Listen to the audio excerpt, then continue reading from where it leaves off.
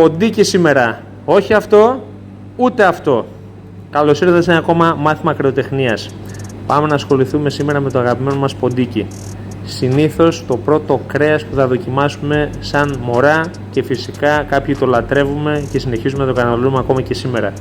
Ένα κομμάτι το οποίο βρίσκεται στο οστό του βραχίωνα, είναι ιδανικό για κατσαρόλα, για κοκκινιστό, είναι πλούσιο σε κολαγόνο, πολύ καλό και για στιφάδο. Είναι ένα κομμάτι το οποίο θέλει ιδιαίτερο καθάρισμα, γιατί περιβάλλεται, όπως είπαμε, από τένοντες αλλά και πλούσιο σε κολαγόνο.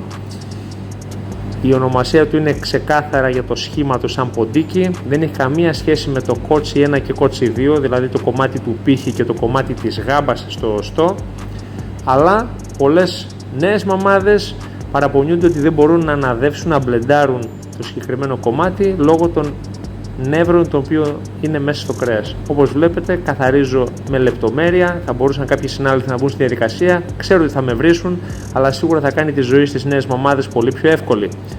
Όπως ξαναείπα, είναι πάρα πολύ πλούσιο σε κολαγόνο και γι' αυτό είναι ιδανικό για μικρές ηλικίες. Φυσικά, για κάποιον που θα το καθαρίσει αρκετά καλά, μπορεί να γίνει μέχρι και κοιμάς. Εσύ ήξερες τις συγκεκριμένες λεπτομέρειες για το συγκεκριμένο κομμάτι? Έχεις ξαναδεί παρόμοιο καθαρισμό? Μην ξεχάσεις να κάνεις ένα follow, ένα like και ένα share για περισσότερα tips πάνω στο κρέας.